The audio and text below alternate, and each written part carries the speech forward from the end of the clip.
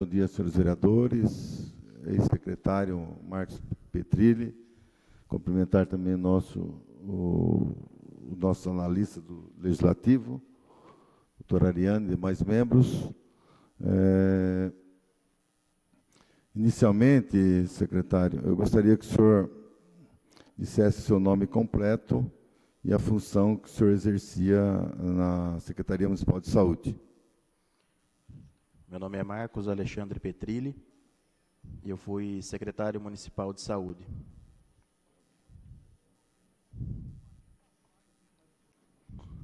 Secretário, como o senhor sabe, nós estamos vivendo aí momentos difíceis em relação à saúde pública de São Carlos. Duas portas de atendimento de saúde fechadas, e o senhor esteve à frente dessa secretaria e, até a conclusão dos trabalhos do antigo prefeito, as unidades estavam abertas. Então, minha primeira pergunta para o senhor existia algum apontamento de Tribunal de Contas, do Ministério Público, em relação à forma de contratação que mantinha esses médicos trabalhando nessas unidades de atendimento? Com relação ao Ministério Público, havia, à época, um inquérito civil que estava aberto, não me recordo desde quando, mas que apurava a contratação por esse regime de RPA, se eu não me engano, desde o ano de 2007, que já era praticado dentro das atividades da Secretaria. Com relação ao Tribunal de Contas, se eu não me engano, houve uma recomendação para que essa quantidade, à época dos RPAs, fosse mitigada, né, um plano, a princípio, de mitigação. E a gente sabe que todas as atividades, em específico, a situação ao qual a própria prefeitura trabalhava, e acredito que vem trabalhando hoje, principalmente dentro da lei de responsabilidade fiscal, a maior dificuldade, porque a Secretaria de Saúde, ela basicamente era executora das atividades, porém subsidiada pelas outras secretarias, e a situação econômica e de equilíbrio fiscal da prefeitura trazia para a gente algumas dificuldades. Nós tínhamos feito, à época, alguns pedidos, abertura de concursos, enfim, que foram, em certa parte, fracassados. Então, isso acabou dificultando, né? Com relação a esses dois pontos, tanto do Ministério Público quanto do Tribunal de Contas, o inquérito, não cheguei, pelo menos à época da frente da Secretaria, acompanhar qual foi o desfecho, e do Tribunal de Contas a recomendação para algumas ações mitigadoras. Bom, vamos ter que fazer em partes essa resposta. Então, questionado pelo presidente dessa comissão sobre o que saberia informar sobre a contratação de médicos pelo regime RPA, no município de São Carlos, enquanto secretário municipal de saúde,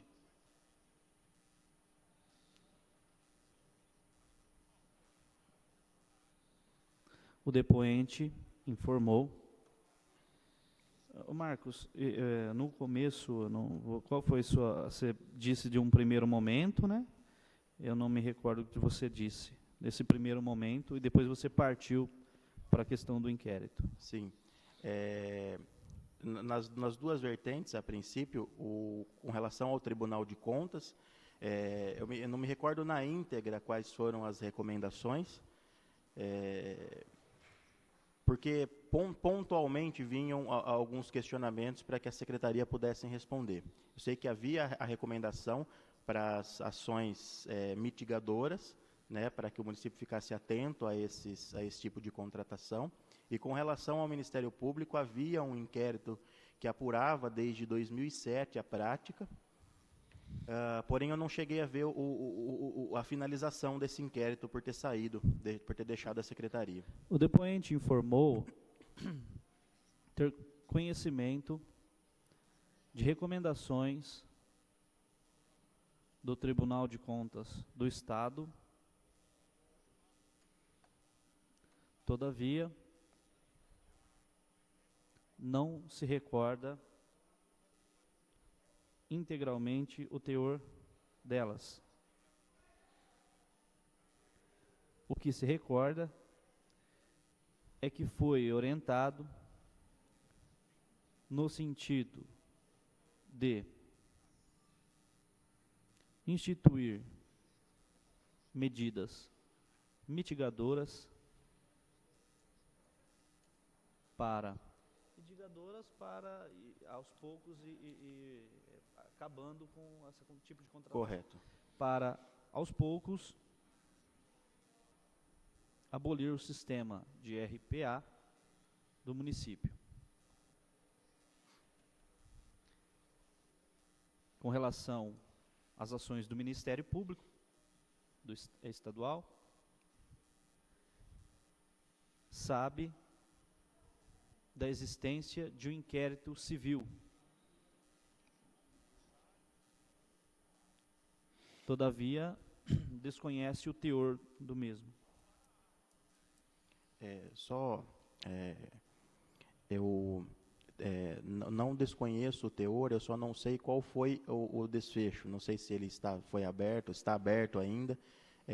O teor era de apuração realmente da contratação, né, e à época até mesmo o encaminhamento, talvez, para assinatura de algum termo de ajustamento de conduta, para reforçar essas ações mitigadoras, né, para redução. Mas o senhor sabe dizer se foi proposto um TAC pelo Ministério Público naquela época? Não sei. Tá. Então, Zé Luiz, vamos só refazer.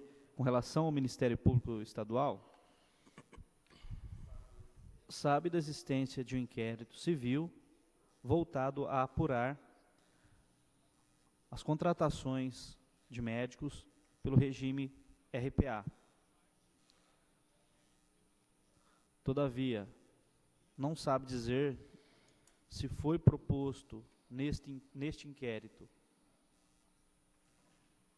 termo de ajustamento de conduta,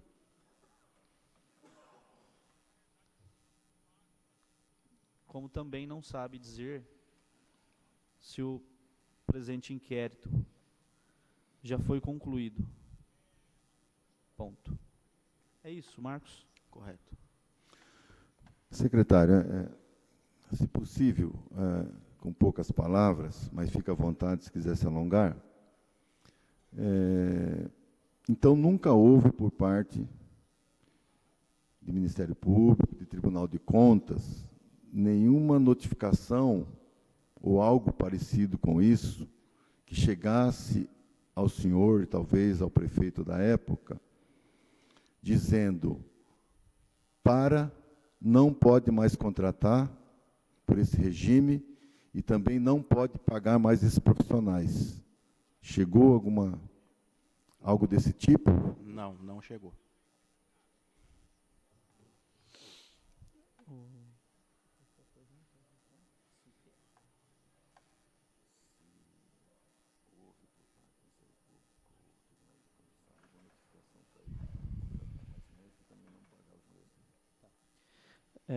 Questionado pelo presidente dessa comissão sobre a possibilidade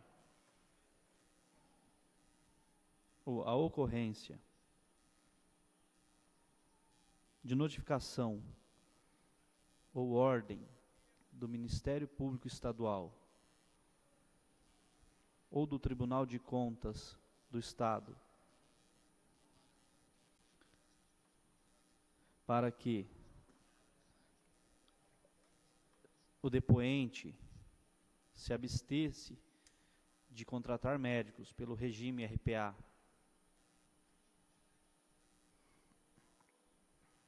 ou de pagar os profissionais que trabalharam sob esse regime?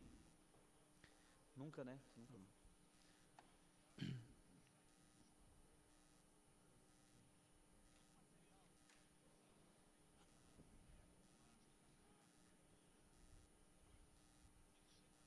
o depoente informou nunca ter sido notificado ou ordenado nesse sentido.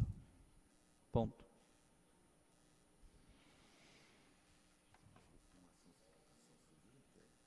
Ação civil, não, inquérito civil. O senhor falou do inquérito civil que estava tramitando, né? E o senhor fazia alguma defesa para a manutenção desse sistema de contratação? Ou o senhor não precisava fazer, entendeu? Uma vez que existia o inquérito, o senhor sabia do inquérito. Sim. Havia necessidade de o senhor fazer alguma justificativa de estar dando continuidade a esse sistema de contratação, não? Sim. Como a prática ela vinha já de tempos e a dificuldade na contratação permanente dos profissionais através do concurso público era imensa, por muitas vezes os processos abertos e por sua vez foram fracassados, nós temos que levar em consideração que a assistência em específico ela não é somente permeada pela atenção aos pacientes, que eu diga-se de passagem é o primeiro ponto que nós devemos levar em consideração. Porém, paralelo a isso, quando a gente coloca uma unidade em funcionamento, quando a gente firma um convênio, seja com o Estado, com o governo federal, para se conquistar algum tipo de equipamento de saúde para o município, a gente firma um acordo sob penalidades desse acordo não ser cumprido. Em contrapartida, nós temos um turbilhão de coisas que acontecem paralelamente à assistência, que nos obrigam, por sua vez, a tomar algumas medidas em específico, ou eu costumo dizer que a administração de saúde, ela desculpa o termo pejorativo, dirigir uma carreta e não um carro de passeio. Qualquer ação, qualquer medida que precisa ser tomada, precisa ser muito bem pensada antes, para não penalizar um terceiro. E também para não sofrer dano ao erário público. O fechamento de uma unidade traz para a gente alguns prejuízos. Quebra de convênio, o Ministério ele fornece dinheiro para isso construir. E a finalidade é a assistência. Quando a gente não tem a assistência, a gente faz a quebra do convênio. Em contrapartida, a quebra dos repasses mensais também para a manutenção desse serviço. E, em primeiro lugar, o mais importante de tudo, a assistência da população. O propósito da saúde do município, que vem sendo construída em forma de rede, desde a década de 80, da década de 90, a gente tem que levar em consideração esses pontos. Justamente por quê? Porque hoje a integração de rede traz para a gente, não é somente o fechamento de uma unidade, é a quebra de uma rede que está se organizando para chegar a um bem em comum e ao cumprimento legal daquilo que foi pactuado com o Estado e com o Ministério da Saúde. Essa também é a maior preocupação. Então, algumas medidas são tomadas. A preocupação sobre a questão do regime de contratação ela é muito importante. Ela enfim, nós temos a previsão, até então informado, à época pelo jurídico, legal para esse tipo de contratação, óbvio que dentro de alguns padrões e alguns critérios, para que a gente consiga manter tudo o que foi firmado. Porque o rompimento, talvez, de um elo em específico, desencadeia umas outras ações que é muito difícil de se recuperar depois. Nós temos coisas que indiretamente podem pactuar dentro do serviço de saúde, quando eu volto a dizer, principalmente da questão da rede de urgência e emergência, nós temos um pactuado anteriormente, de uma Santa Casa hoje, que é o principal equipamento de saúde da nossa cidade, a pactuação da Santa Casa estruturante, que nos obriga a ter uma rede organizada previamente, inclusive para o fechamento da porta do SMU, para se tornar essa Santa Casa referenciada e que justifique esse convênio que foi firmado no passado também para o recebimento, à época de quase R$1 milhão, para melhoria na qualidade de atendimento. Então, só a título de exemplo, como a cadeia acaba sendo quebrada, e não é a sustentação em específico do regime de contratação, é a forma de prover assistência por conta de todas as circunstâncias que estão permeadas ao fato.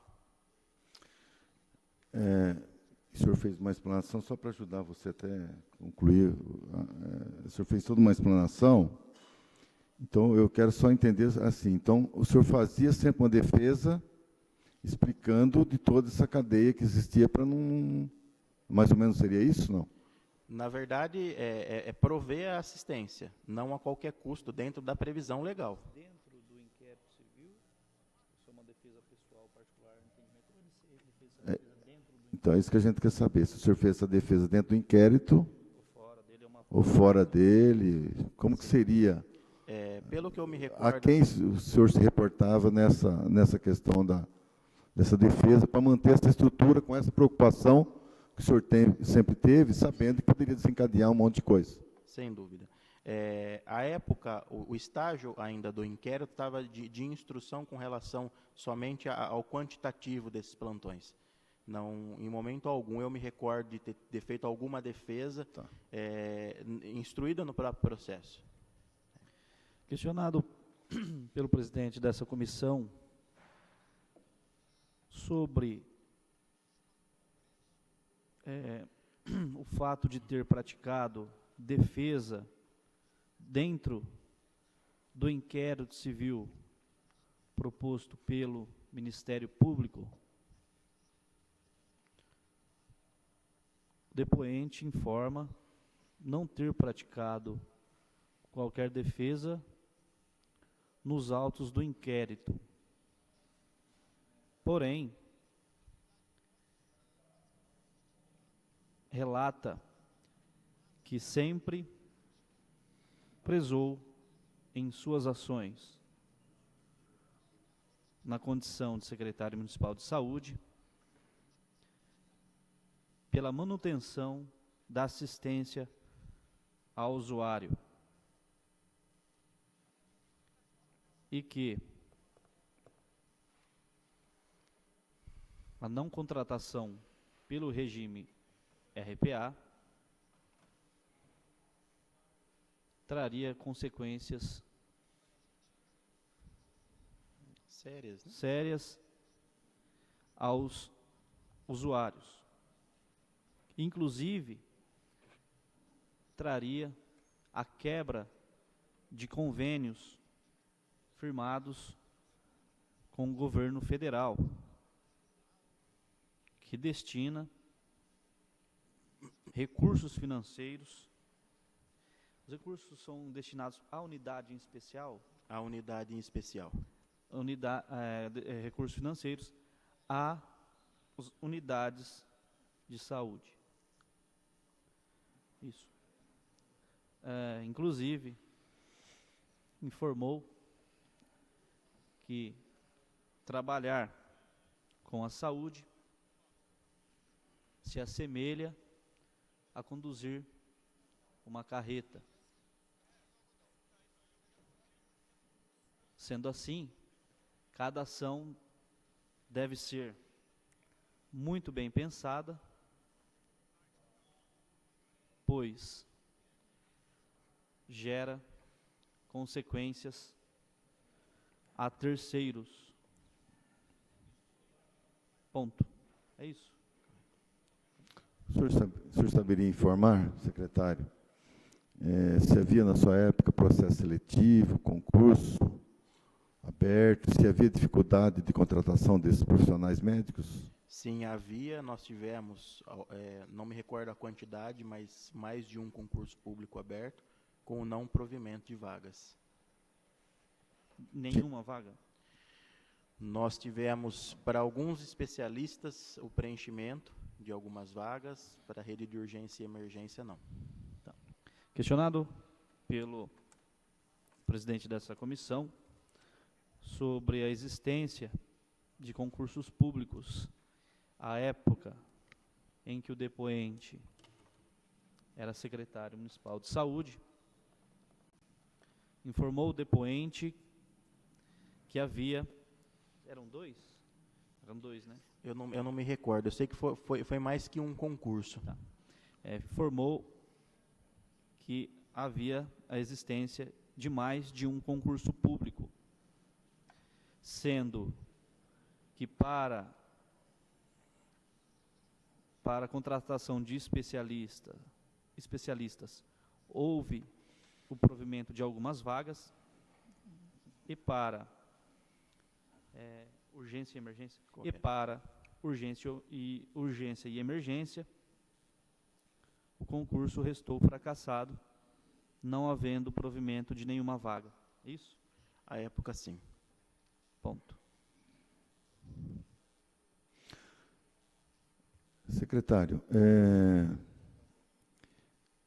com essas unidades abertas, vem recurso para manutenção das mesmas, né?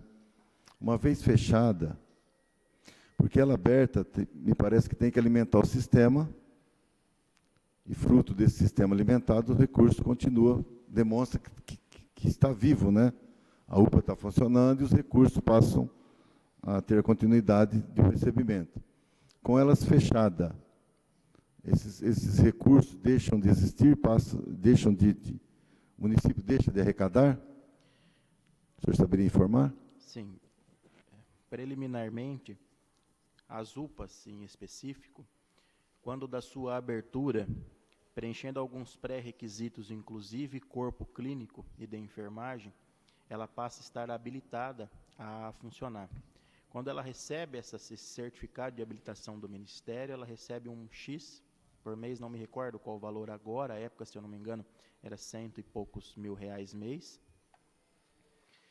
E após um período de trabalho, pelo menos acredito que de 6 meses, dentro do enquadramento de toda a estrutura, dos protocolos técnicos administrativos, fazia-se a solicitação para o Ministério da Saúde para a qualificação dela. Nessa qualificação haveria um incremento que, se não me falha a memória, chegava em torno de 170 mil reais. Para que tudo se caminhasse, mensalmente nós fechávamos o boletim de produção, que antigamente nós chamávamos de BPA, eu acredito que mantenha-se dessa forma ainda, alimentando o sistema com a produção mensal daquilo que estava credenciado no Ministério, que estava habilitado a ser trabalhado. Quantidade de consultas, os procedimentos que foram realizados. Isso impactua direto na quebra de receita, ela não é de imediato, porém ela é posterior. Eu acredito que nas UPAs em específico, a probabilidade já de corte de repasse para custeio vem após o quarto, quinto ou sexto mês, já da não alimentação do sistema com a produção. Então, em contrapartida, periodicamente, não num período tão curto, mas um pouco mais extenso, até por conta da disponibilidade de efetivo do próprio Ministério, eles vêm, através de um interlocutor, fazer uma visita para constatar se tudo aquilo que está sendo alimentado no sistema é realmente o que está sendo produzido. Eles fazem uma auditoria, nessa auditoria eles fazem as sugestões de melhoria e, dependendo da gravidade ou dos benefícios, enfim, cumprimento das ações que foram pactuadas, anuir ou não o serviço ou penalizar o município. Questionado pelo presidente dessa comissão sobre a necessidade e condições de alimentação do sistema das UPAs para que possam receber recursos financeiros do governo federal, o depoente informou que após o início das atividades, em aproximadamente 6 meses, a unidade é habilitada. É isso? Ela é habilitada com 6 meses. Sendo habilitada e, após isso, recebe aproximadamente 100 mil reais por mês, mais ou menos, do governo federal, sendo que, para tanto, precisa informar mensalmente a produção da referida unidade dentro dos serviços habilitados. É isso? É isso? Correto. Informa também que, com a ausência de abastecimento do sistema por em torno de 6 meses, o repasse do governo federal fica suspenso. Correto. Informou ainda que o Ministério da Saúde, para atestar aquilo que é informado no sistema, envia representante para fazer a verificação in loco daquilo que está sendo informado. Ponto. É isso, doutor? Correto. Secretário, mais ou menos 100, cento e poucos mil por mês é o recurso que viria ela estando aí em pleno funcionamento. Esse recurso é suficiente para toda a manutenção dessa unidade, para manter ela em funcionamento? O senhor acha que o gasto dela é muito maior ainda para o município? E se talvez isso não seria talvez um transtorno para o município, se tem um valor muito mais alto? Entendeu? Se o município teria que colocar muito mais dinheiro em cima desse recurso que vem, e se isso não seria um transtorno para o município, essa quantidade maior que o município talvez teria que disponibilizar para manter ela aberta. Correto. O custeio de uma unidade hoje de porte 1, ela gira em torno de 1 milhão, aproximadamente. Mês. Ela é um custo elevado e nós precisamos, a princípio, enquanto gestores, saber optar pelos equipamentos a se trazer para o município, principalmente com relação ao custo de operacionalização. Não só as unidades de pronto atendimento mantêm esse diferencial de contrapartida própria do município para a manutenção. Hoje nós temos tranquilamente 70% dos municípios, 80% dos municípios aqui no estado de São Paulo, investindo muito além do índice mínimo constitucional, a chegar a presenciar municípios com investimento de 37%, 38% da sua receita corrente líquida investida em saúde. Então, não é uma exclusividade somente da unidade de pronto atendimento, mas das unidades básicas de saúde. Unidades de saúde da família recebia, pelo menos à época, R$8.000 de custeio ao mês, e ela tinha um custo de quase 100.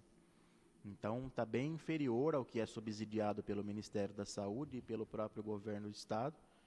Enfim, isso penaliza demais o município, com certeza. Questionado pelo presidente dessa comissão sobre o valor destinado pelo Ministério da Saúde para custeio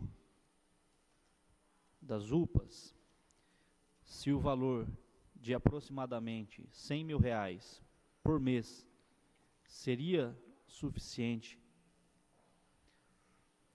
o depoente informou que o valor doutor, então o custo dela é 1 milhão por mês e eles mandam 100 mil?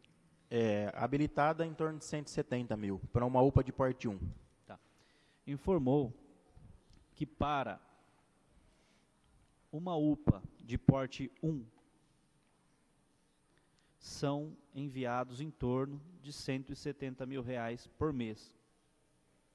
Porém, o custo desta fica em torno de 1 milhão de reais por mês.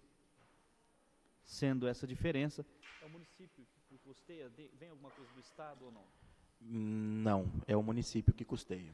Sendo essa diferença custeada pelo próprio município. Informou que este fato, inclusive, faz com que alguns municípios invistam até 38% de sua arrecadação em saúde. Hoje o município de São Carlos, na época do senhor, investia quanto, mais ou menos, o senhor lembra? De em torno de 28% a 31%, eu acredito. Informou ainda, de 28 a 30? Isso. Informou ainda que, no período em que foi secretário, o município de São Carlos investia entre 28% a 30% em saúde. Ponto. Secretário, com o fechamento dessas unidades, houve deslocamento de outros profissionais para a UPA que está aberta, que é a UPA da Vila Prado. Esse recurso poderia ser usado nela? Ou é carimbado para a UPA do Santa Felícia, no caso, e para a Cidade Iraci? O recurso ele é único, exclusivamente liberado para uso para a unidade com fim destinado. E nós não conseguimos agregar o custeio de várias unidades em uma só. Ela tem que ser destinada para a unidade que foi feito o convênio. Questionado pelo presidente da comissão sobre a possibilidade de utilizar os valores destinados pelo governo federal à UPA do Santa Felícia, que se encontra fechada, na UPA da Vila Prado, ou até na UPA do Cidade Iraci, que também se encontra fechada, o depoente informou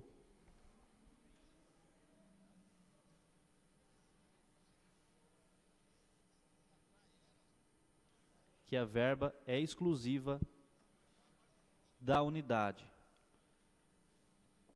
podendo ser utilizada somente naquela UPA. Ponto. Secretário, você podia nos informar quantos médicos é preciso para manter uma unidade aberta, uma UPA aberta, em seus plantões? Quantos profissionais é recomendado lá pelo Ministério? Era importante, presidente, só para contribuir com a pergunta, que é importante, que existe, o senhor falou de uma UPA de porte 1, né? Qual seria? A UPA da Vila Prado é uma UPA de porte 1? Todas as unidades projetadas aqui para São Carlos, inclusive a obra da UPA do Cidade Iraci Nova, são unidades cujo convênio foi feito para porte 1. Porte 1. Então seria, quantos médicos seriam necessários para porte 1, mas lá no Cidade Iraci era uma sala de estabilização. Então eu gostaria que o senhor explicasse esses dois momentos para nós, a 1 e a sala de estabilização. Correto. Por favor. Com relação ao quantitativo, os convênios, a princípio, eles seguem as normativas dos conselhos regimentais de classe. Tanto o CRM quanto o COREM, o CRM para os médicos, o COREM para a equipe de enfermagem. Hoje é estabelecido através do CRM numa unidade de porta aberta, que a gente chama, que é a unidade de pronto atendimento ou um pronto-socorro, estimado um dimensionamento aproximadamente de um médico para cada 100 consultas num período de 24 horas. Então, nós trabalharíamos aí em torno de um médico para cada 50 consultas. Nós teríamos aí, basicamente, especificamente pelo CRM. Em alguns casos, eles recomendam ou utilizam um médico para cada 100 consultas integral. Porém, vai muito da característica da unidade. Hoje, o razoável para uma unidade de pronto atendimento se trabalharia pelo menos 3 a 4 médicos durante o dia e pelo menos 2 médicos no período do plantão da noite. Havendo a necessidade, como eu disse, de algumas particularidades, como os plantões eles trocam sempre às 18 ou 19 horas, se colocar um médico com um plantão por 6 horas naquele período de maior pico para atenção à população. Já a equipe de enfermagem, sempre um enfermeiro acompanhado de 2 ou 3 técnicos de enfermagem, também é relacionado ao quantitativo. Nós tínhamos a UPA do Vila Prado à época, que já era uma UPA com uma situação atípica, mesmo a venda do Santa Felícia, ela já era uma unidade sobrecarregada pela densidade populacional daquela região a qual ela pertencia.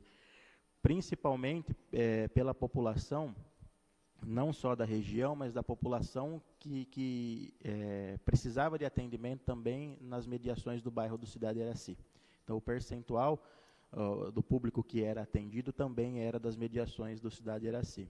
Que, à época, foi feita a proposta da construção dessa unidade, e eu não sei como ela está hoje, para que ela se tornasse uma unidade de referência, justamente para dividir o quantitativo hoje de atendimento, a época de atendimento do Vila Prado, que já era intenso.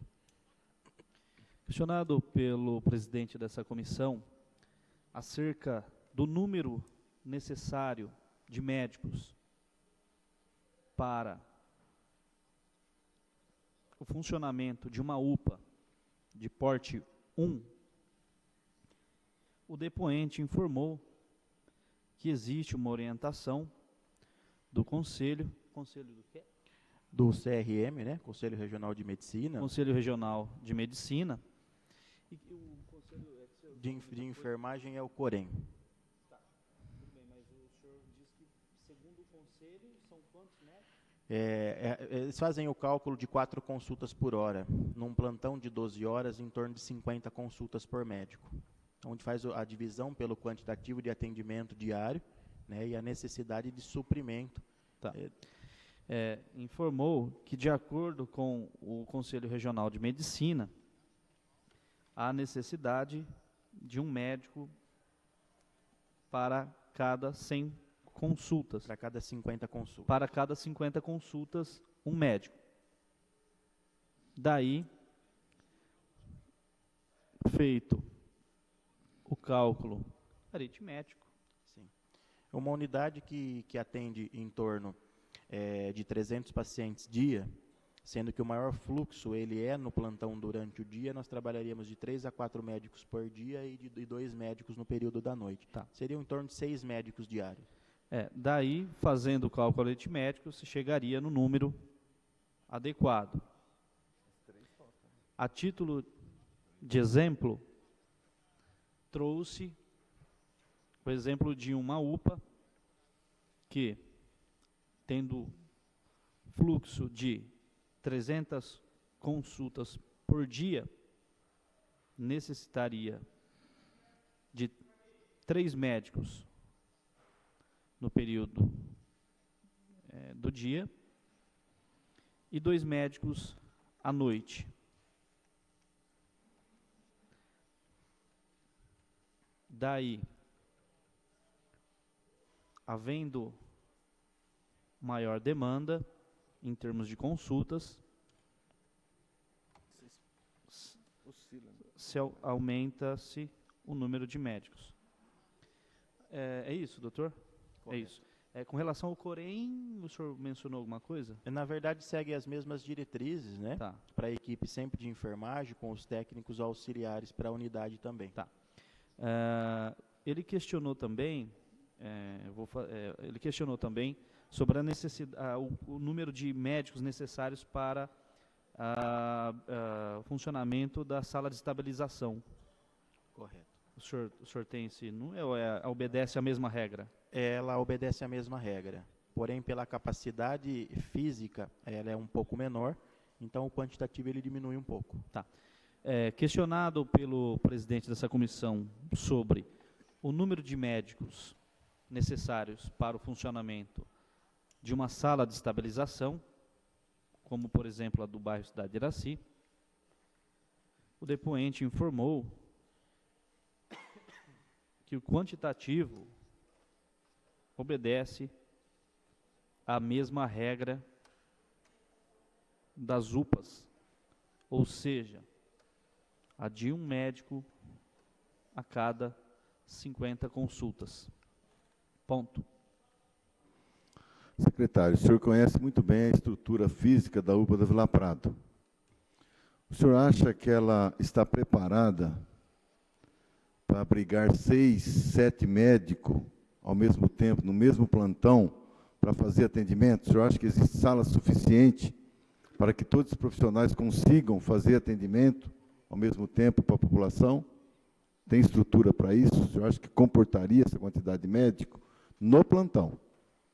7 médicos por plantão. 7 médicos, por exemplo, de dia, e às vezes 5 à noite. O senhor acha que ela está pronta, essa estrutura, ela consegue? Ela foi feita para isso? Conhecendo a estrutura, eu acredito que não comporta esse tipo de atendimento e também nem atende às exigências de convênio com o próprio Ministério.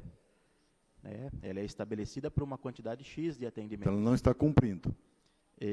Eu assim, até fico surpreso com essa informação, mas eu acredito que não.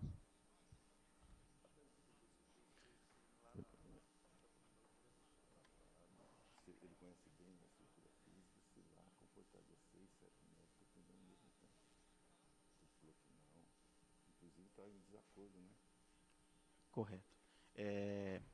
Só reforçando... Fique à vontade, secretário. Que esse meu posicionamento com relação à atenção e o quantitativo de médicos é em situação de normalidade, né, no dia a dia mesmo, da rotina, exceto em algumas excepcionalidades, estado de calamidade pública, enfim. E ele é transitório também, né? Ele precisa ter dia para começar e também tem que ter dia para acabar. Mas permanente, eu acredito que, como é correlacionado, nós temos pacientes, a gente aumenta a demanda. Não é só a questão dos médicos e o que eles vão fazer ou não, talvez o tempo ocioso, enfim, mas a produção.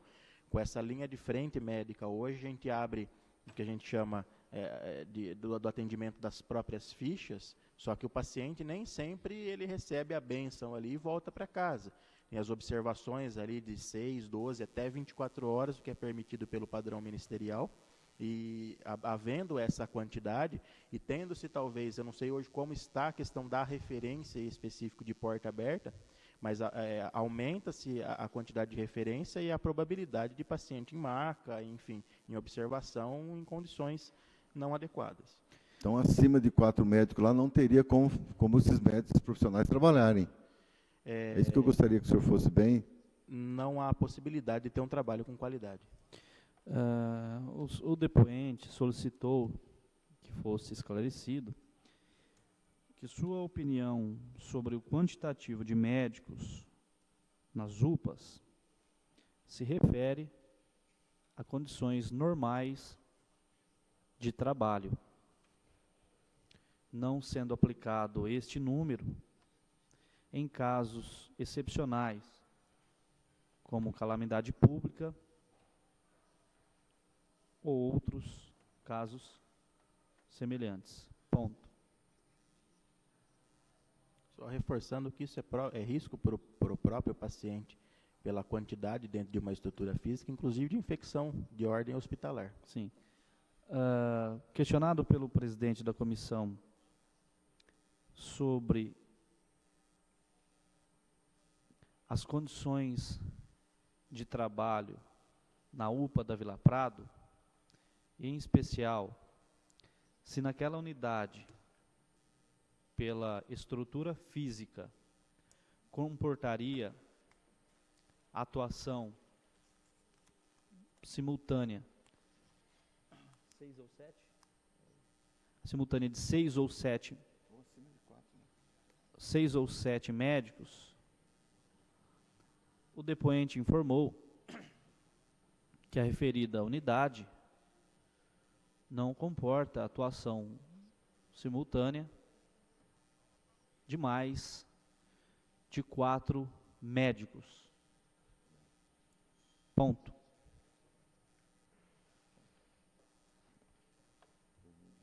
Tá. quer fazer alguma pergunta, Sérgio?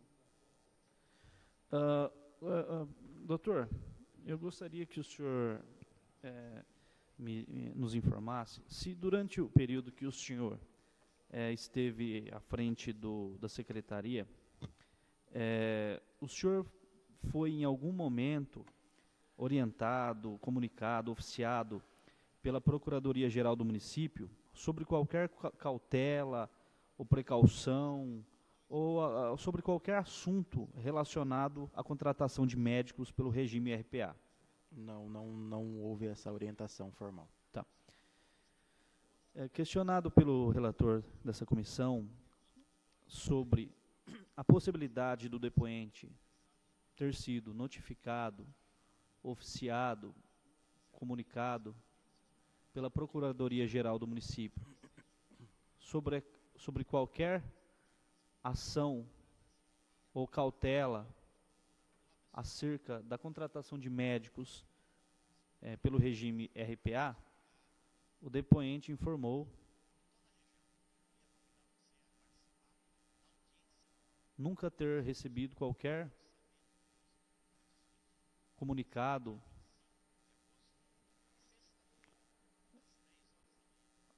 ou solicitação acerca da contratação de médicos pelo regime RPA. O senhor ficou na condição de secretário de quando a quando? Foi de 10 de maio de 2014 até o mês de outubro de 2016. Questionado pelo relator sobre o período em que esteve à frente da Secretaria Municipal de Saúde, o depoente informou que esteve como secretário de 10 de maio de 2014 até outubro de 2016.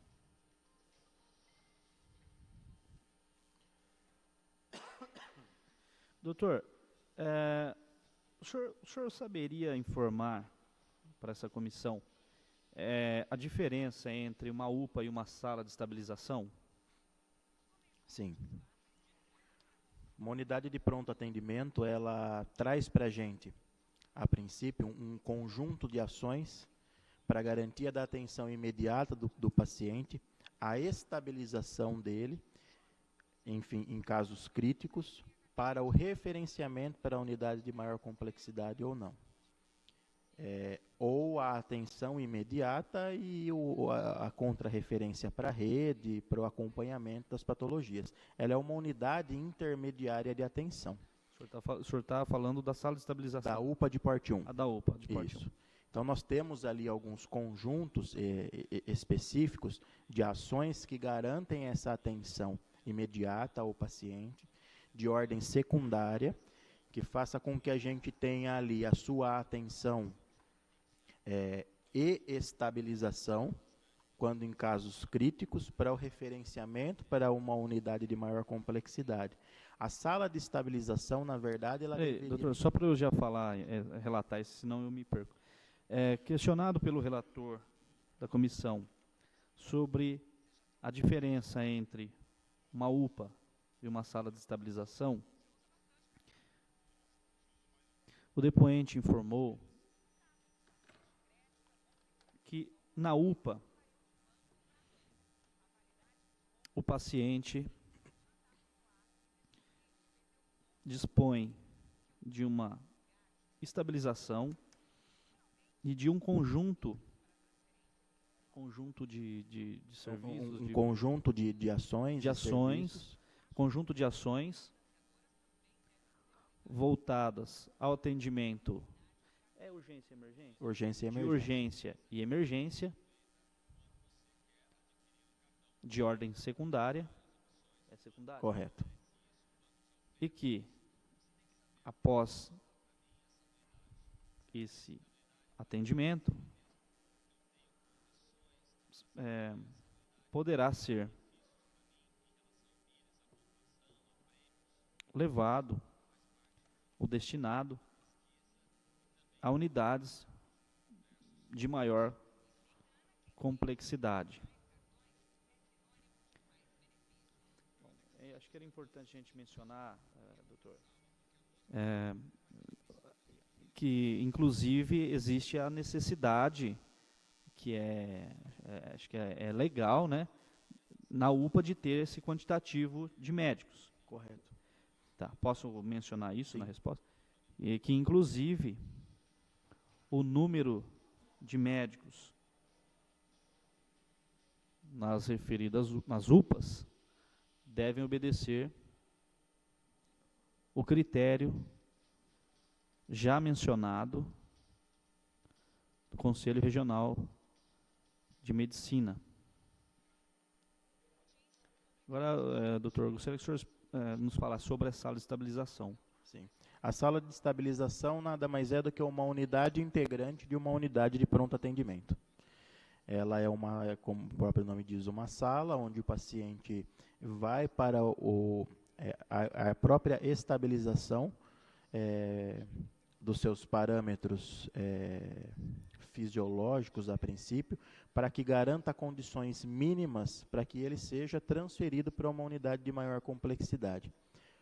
O paciente que entra em desequilíbrio metabólico de qualquer ordem, ele vai para essa sala, ali ele é medicado, são feitos alguns exames prévios, algum eletrocardiograma ou outros exames necessários. A partir do momento que esse paciente esteja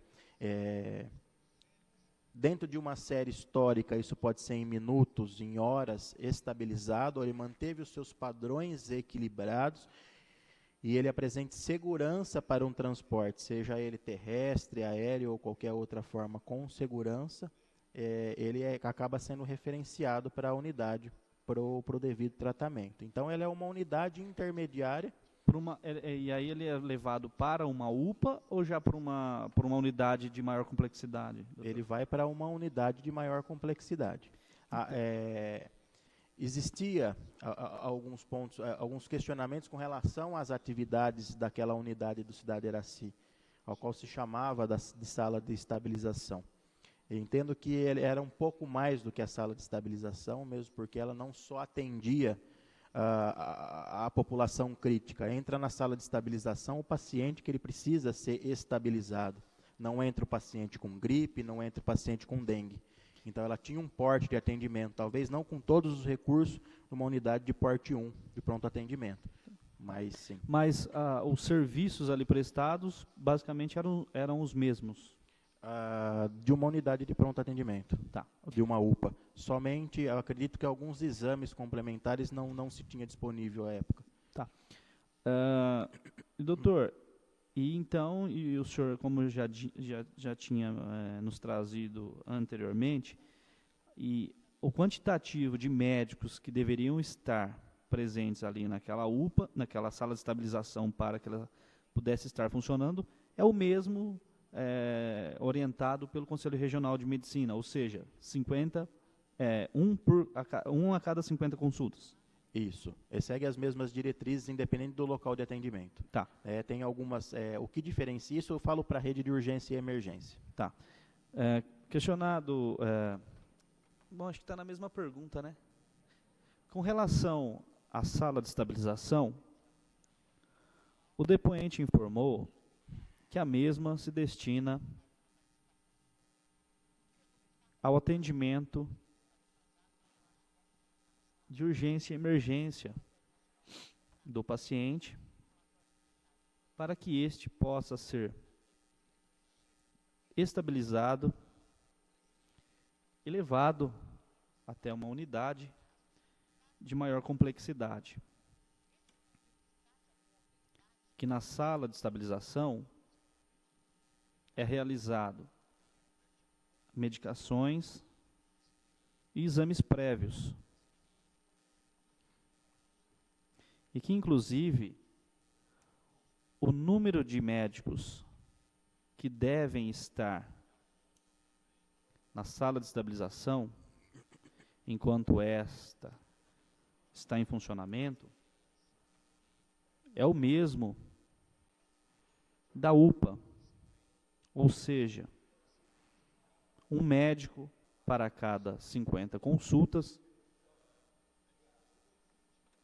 conforme dispõe o Conselho Regional de Medicina. O depoente informou ainda que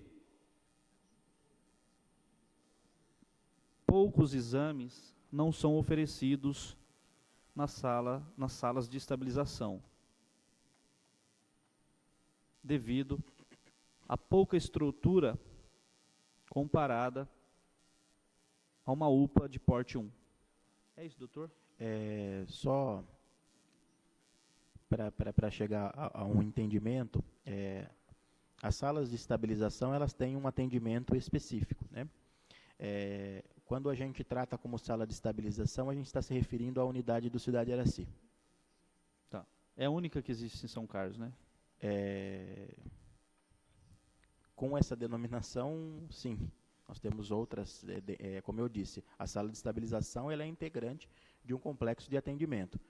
Como a unidade de porte de atendimento, de pronto atendimento, ela tem a sua sala de estabilização interna, enfim. A unidade do Cidade Araci, ela tem atribuições diferenciadas da sala de estabilização. O depoente informou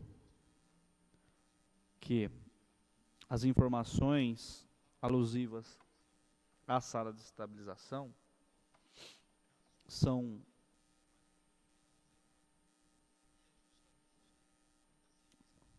dadas de acordo com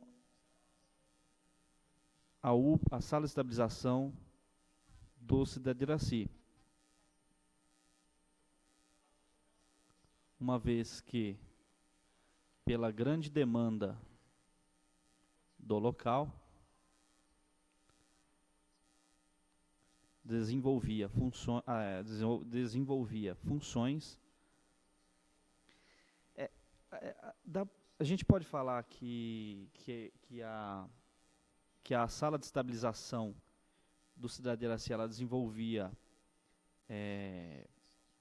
atribuições, funções, oferecia ali serviços além daquilo que obrigatoriamente ou legalmente deveria ser oferecido por ela, ou não, ela fazia aquilo que de fato era a sua incumbência mesmo? Ela fazia, como eu disse, uma sala de estabilização ela é uma unidade integrante, né, uma sala específica dentro de um pronto atendimento. A unidade do Cidade Araci fazia a atenção para qualquer tipo de paciente, era uma porta aberta para a atenção. Não, era aquilo mesmo, ela não fazia nada além daquilo que ela foi criada para fazer. Justamente, ela tinha atribuições diferenciadas da sala de estabilização, que hoje são bem específicas. Então, agora eu não entendi, doutor. Assim, ela era uma sala de estabilização e funcionava como uma sala de estabilização? Ou ela era uma sala de estabilização que funcionava como uma UPA? Nunca foi sala de estabilização. Ela tem estrutura para se trabalhar com a estabilização de pacientes, mas ela era uma unidade de pronto atendimento. Então ela era uma UPA, nunca foi sala de estabilização? Com a estrutura, uma unidade de pronto atendimento, sim, uma UPA. Né? Não dentro dos padrões ministeriais, mas ela tinha as suas atribuições de pronto atendimento. Tá. Mas doutor, o senhor pode nos dizer como ela está cadastrada ou estava cadastrada à época em que o senhor foi secretário perante o Ministério da Saúde? Não era por convênio de unidade de pronto atendimento. Ah, não era? Não era. Era por, eu não me recordo, ela entrava dentro da produção de média e alta complexidade do município com seus atendimentos. Tá, mas ela também não estava como sala de estabilização? Não sei te dizer, eu acredito que não. Tá.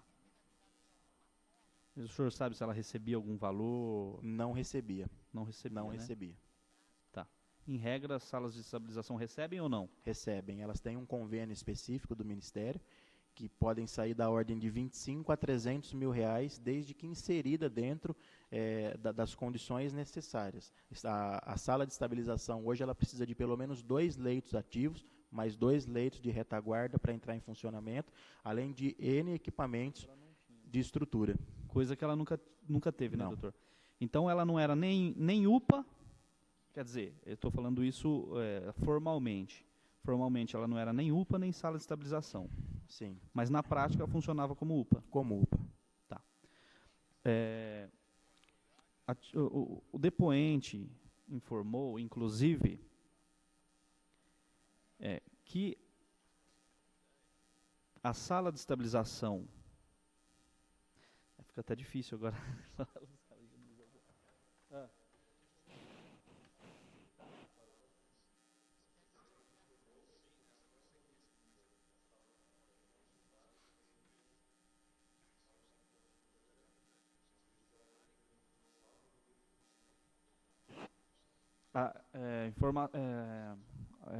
Funções de UPA.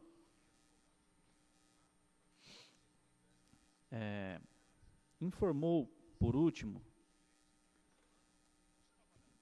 que, perante o Ministério da Saúde, aquela unidade não está cadastrada nem como UPA, nem como sala de estabilização. Uma vez que, para sala de estabilização, obrigatoriamente precisaria ter 2 leitos Para a sala, mais 2 de retaguarda. 2 leitos para a sala e outros 2 para a retaguarda. Critérios não existentes ou encontrados naquela unidade. Informa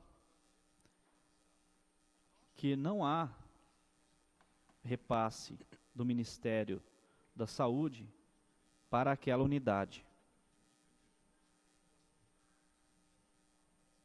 E também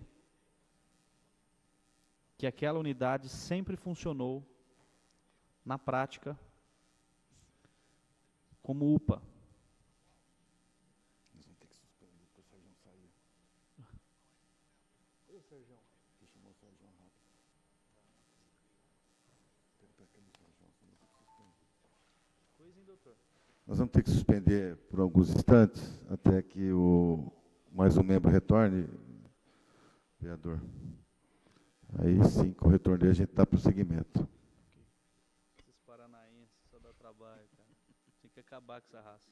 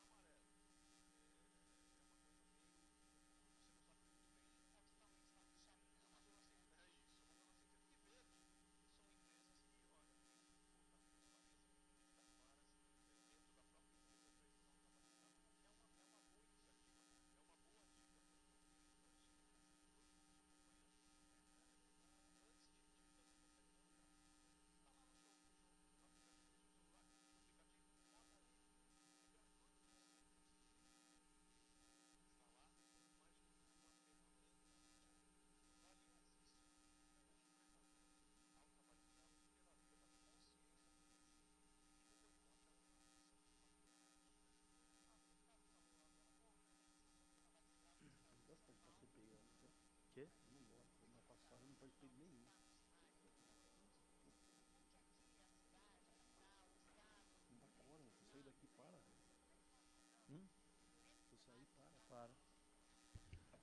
Bom, retomando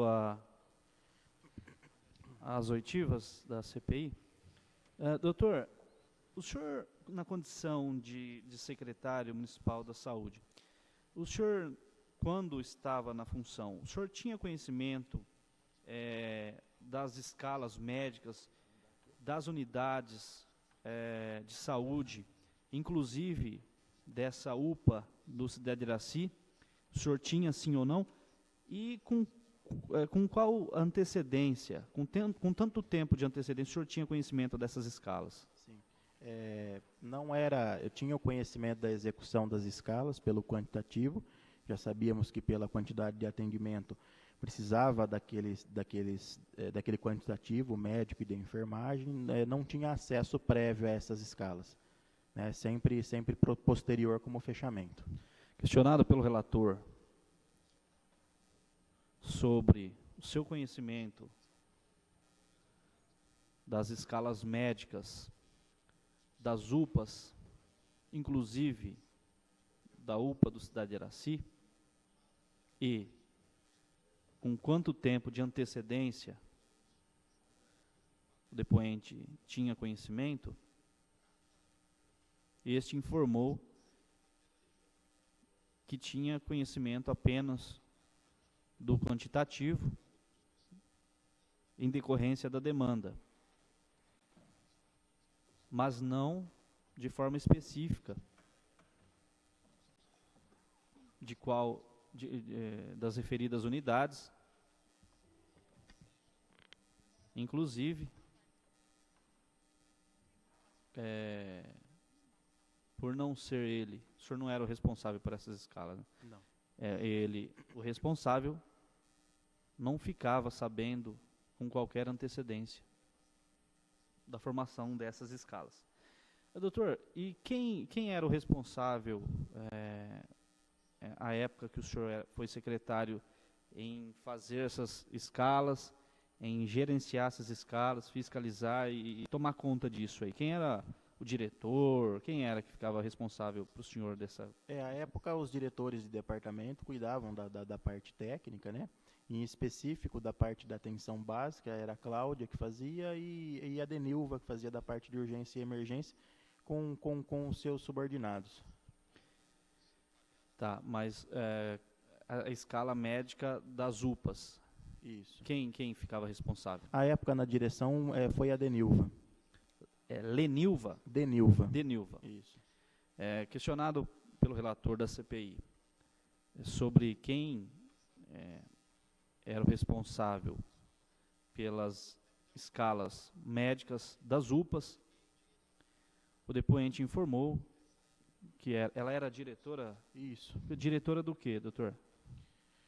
A nomenclatura de gestão do cuidado hospitalar. Gestão hospitalar. Isso.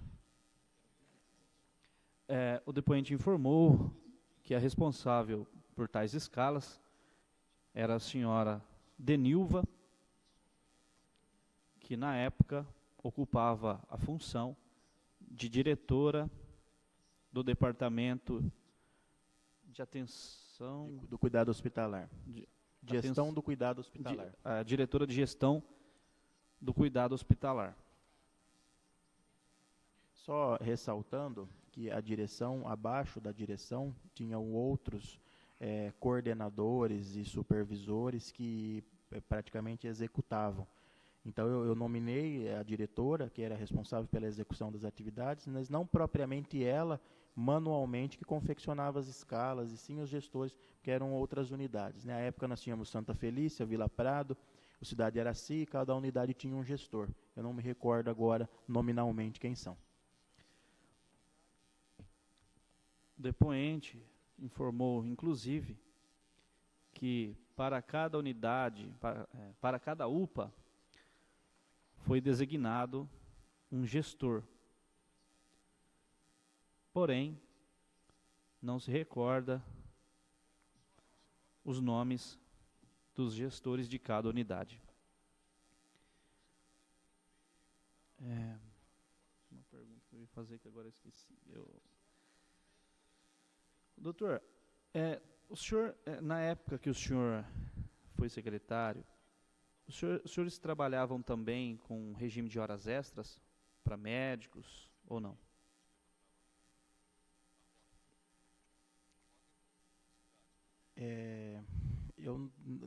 Muito provável que sim, por conta do regime de contratação que permitia, né? Uhum. Tá.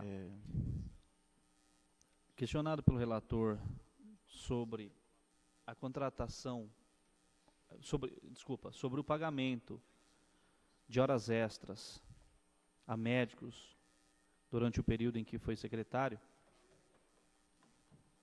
o depoente informou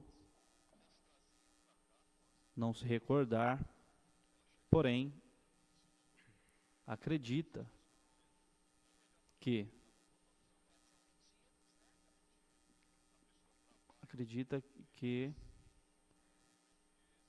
o pagamento dessas horas extras possam sim ter sido realizado, até porque era possível, o regime permitia.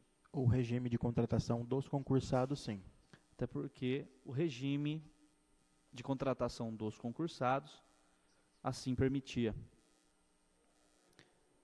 Doutor, na ocorrência da falta de um médico para um determinado plantão, como a secretaria ou o senhor procedia na ausência de um médico? O médico estava escalado e quebrou o carro, ficou doente.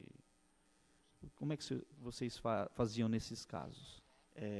Era uma situação um tanto quanto complicada.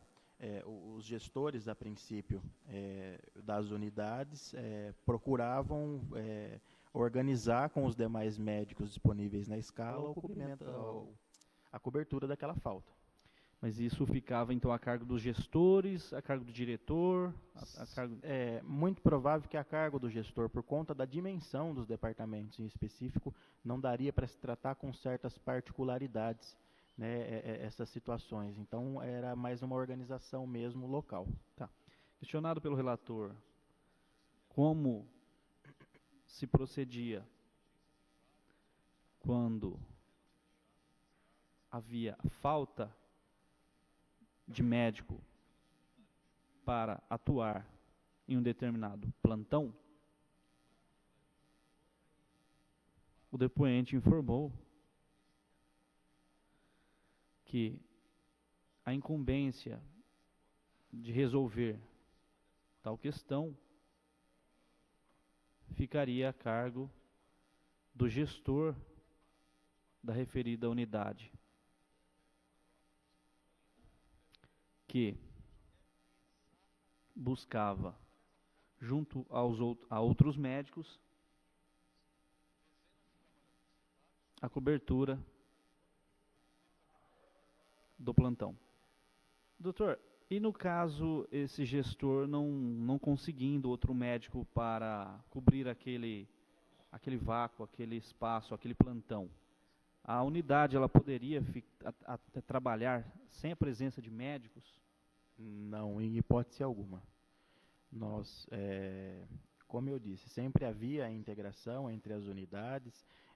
Como eu disse, à época, inclusive, as escalas eram individuais para cada unidade. Havia o remanejamento entre... houveram situações, sim, de dificuldade no passado, porém, as unidades atendidas, sim, com o médico, enfim, às vezes algum atraso de troca de plantão, mas, de modo geral, a reorganização entre eles sempre para deixar a atenção, a porta aberta com o médico presente. Tá.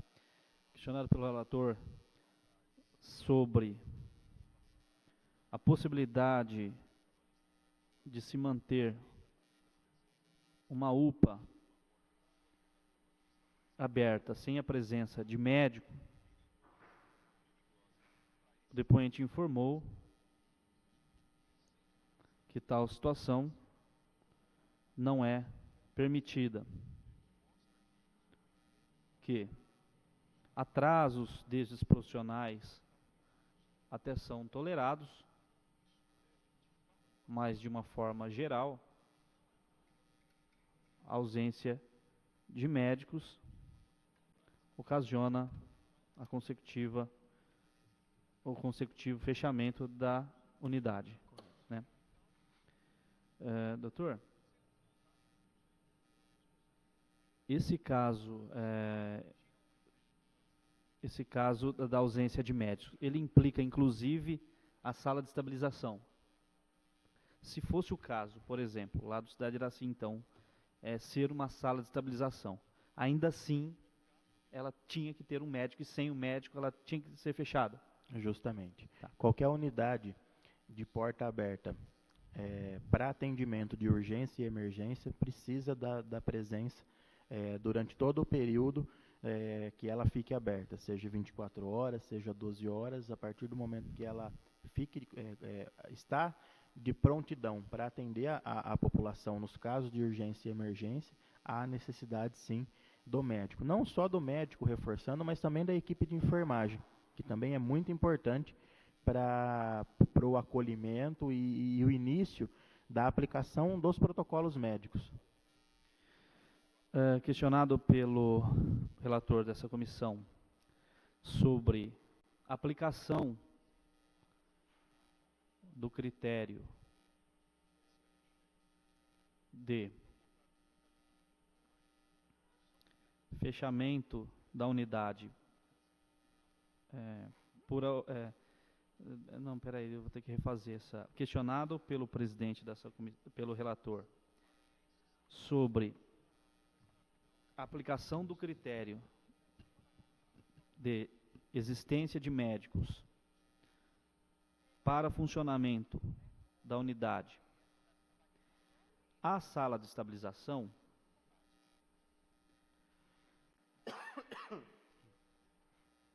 o depoente informou que qualquer unidade de urgência e emergência que esteja de portas abertas precisa ter médicos